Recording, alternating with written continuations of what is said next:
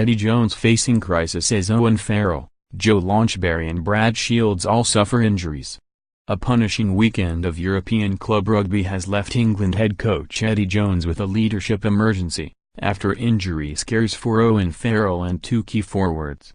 A day after Farrell was left out of the Saracens lineup against Glasgow to have surgery on a tendon injury in his thumb, Brad Shields was withdrawn from the Wasps side to face Leinster and Joe Launchbury suffered a neck injury.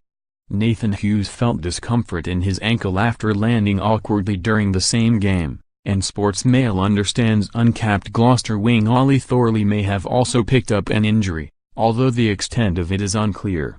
Farrell is expected to be out for between a week and 10 days, according to his club's director of rugby, McCall. That could mean he is unable to train until 2 days before Jones is due to name his team for the Six Nations opener against Ireland in Dublin on February 2. Doubt about the fly half's availability for the start of the championship comes at a time when the man he shared the England captaincy with in November, Dylan Hartley, is still recovering from a knee injury.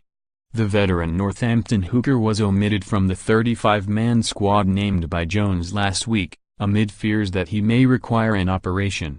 Another player with vast Test captaincy experience, Chris Robshaw, is on the casualty list, too, removing another candidate for the role in Dublin.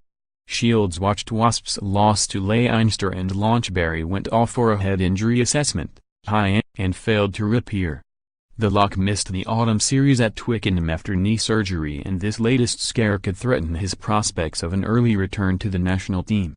Wasps director of rugby Di Young said, "He got his head in the wrong position in a tackle and it hit one of the Leinster player's hips.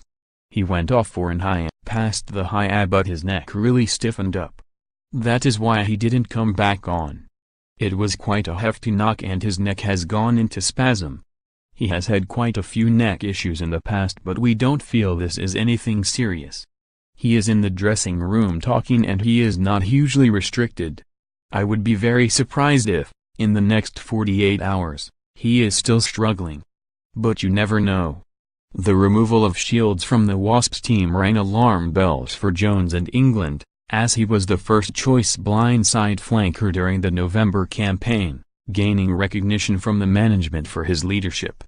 Young added, "Yesterday after the team run he was doing a few extras and took a knock to his hip and the muscle went into spasm. He got a bit of a strain and was sore this morning. It's the same again really, he is going to be sore for 24 or 48 hours, but we don't see them being a concern for England." In the meantime, Jones will have to go into contingency mode. England may be without Farrell and Hartley in Dublin, but Saracens lock Maro Itoje, a captaincy candidate in the short term and a near certainty for the job one day, insisted others will fill the void. "We're building a leadership density within the squad," he said.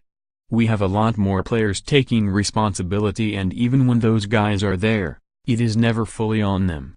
We have a group of players who look to lead.